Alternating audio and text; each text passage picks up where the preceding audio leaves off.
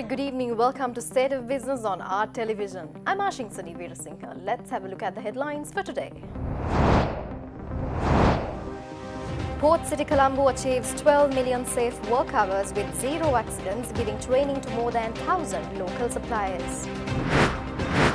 Small businesses in Sri Lanka lament over the complex registration procedure, Advocata study shows. News in detail. The Port City Colombo has achieved 12 million safe work hours with zero accidents, giving training to more than 1,000 local suppliers. This was announced at the first social responsibility report released by the Port City Colombo by its parent company, China Communications Construction Company, last Monday. We have purchased 2.4 million tons of stones or granites from local suppliers and 7.1 million liters of diesel, 36,500 tons of cement and 650 tons of steel were purchased locally, and 1,500 local suppliers been given training by the company. So it's a capital, talent, management and technology transfers that what Port City Colombo is doing as a value project. So more than 16 countries and international agencies and local agencies has been involved to develop Port City Colombo throughout. So the quality project, we have achieved the 12 million safe man hours by Port City Colombo without no accidents, no casualties. So that's one of the biggest achievements that we have achieved so far under the quality project category. The central bank announces that the proposed amendments to the provisions of the Foreign Exchange Act, which are at the finalization stage, would be completed by early this year. Launching the roadmap for 2020, the central bank noted that with regard to foreign exchange management, it plans to revisit the current foreign exchange regulations, orders and directions issued under the provisions of the Foreign Exchange Act to further facilitate transactions in the domestic foreign exchange market while improving clarity in FEA regulations. Central Bank Governor Professor W.D. Lakshman also noted that the CBSL is in the process of introducing an international transactions reporting system, a comprehensive monitoring system of cross-border transactions and foreign currency transactions through the banking system. This would facilitate effective and comprehensive data collection for compilation of external sector statistics, regulatory supervision and macroeconomic policy formulation. Meanwhile, it was also mentioned that the proposed amendments to the provisions of the Foreign Exchange Act, which are at the finalization stage, would be completed by early this year. Moreover, in relation to the policies linked to ancillary and agency functions, the central bank emphasizes that the first national financial inclusion strategy is expected to be implemented in early this year in collaboration with other relevant authorities.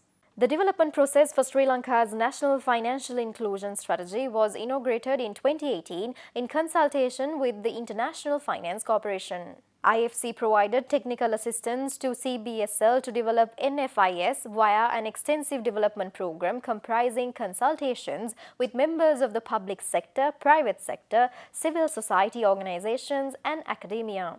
It was further reported that through the formulation and implementation of a national financial inclusion strategy, Sri Lanka was joining over 60 countries that have launched or are in process of developing NFIS.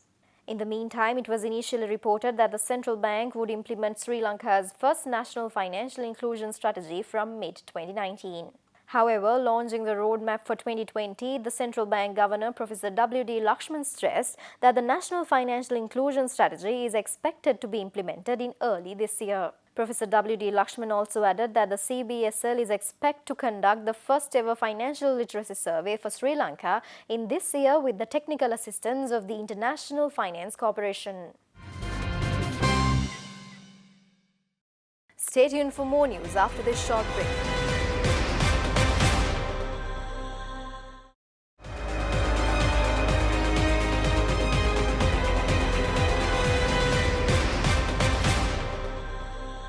Welcome back after the break.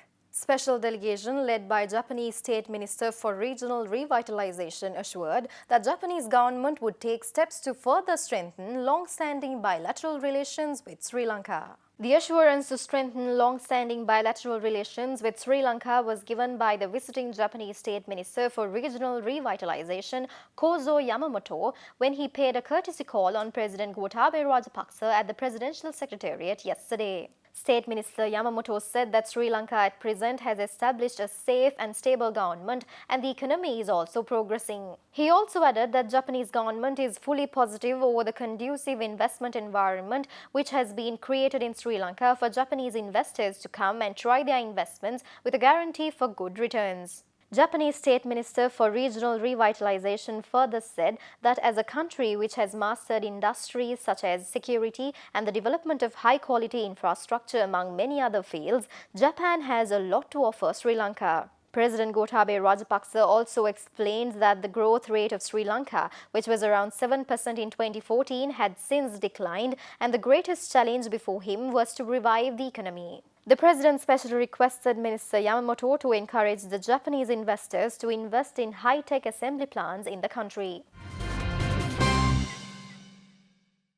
Advocata Institute stresses that small businesses make up over 90% of the total businesses in Sri Lanka. But out of the businesses that had not been registered, 36% had reported their attempts to register had failed due to the complex procedures that were involved. Hence, in order to gain a deeper understanding of the issues faced by Sri Lanka's small businesses, Advocata is launching a story competition asking the participants to write about the barriers and possible remedies to overcome the issues related to the sector. A recent survey carried out by the Advocata Institute found that some of the main barriers to entrepreneurship are sourcing finance, sourcing raw materials, and low sales. Thus, at this juncture, in order to gain a deeper understanding of the issues faced by Sri Lanka's small businesses, Advocata is launching a story competition inviting individuals to submit their 600 to 800 word story, be it personal or about someone they know, on the barriers faced by MSEs today. The individual whose story wins first place will receive 100,000 rupees, while second place and third places will receive 50,000 rupees and 25,000 rupees respectively. Stories for the competition can be submitted to info@advocata.org email address with the subject My Entrepreneurship Story and the name. Stories can also be submitted by sharing a public post on Facebook, Instagram or Twitter with the hashtag MyStoryLK or by sending a direct message to @Advocata Institute on Facebook or @AdvocataLK Instagram.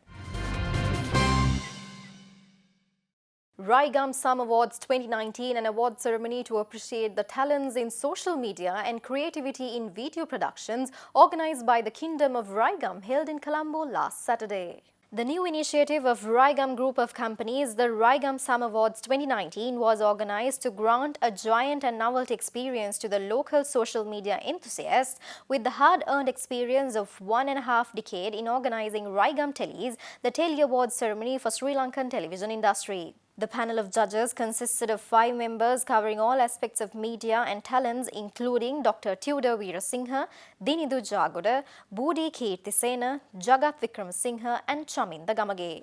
The award ceremony consisted of 2 main categories, namely Social Media Awards and Video Awards, and there were 35 awards in total.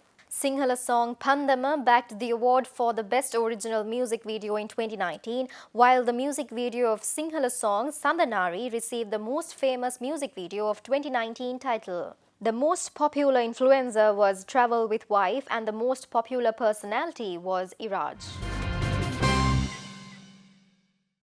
And that's all the news for today, and log into our Facebook page to get the latest news and updates. Also, do not forget to send us your comments, views and opinions via our email address and hotline. With that, we'll be signing out for today. See you tomorrow at the same time. Until then, take care.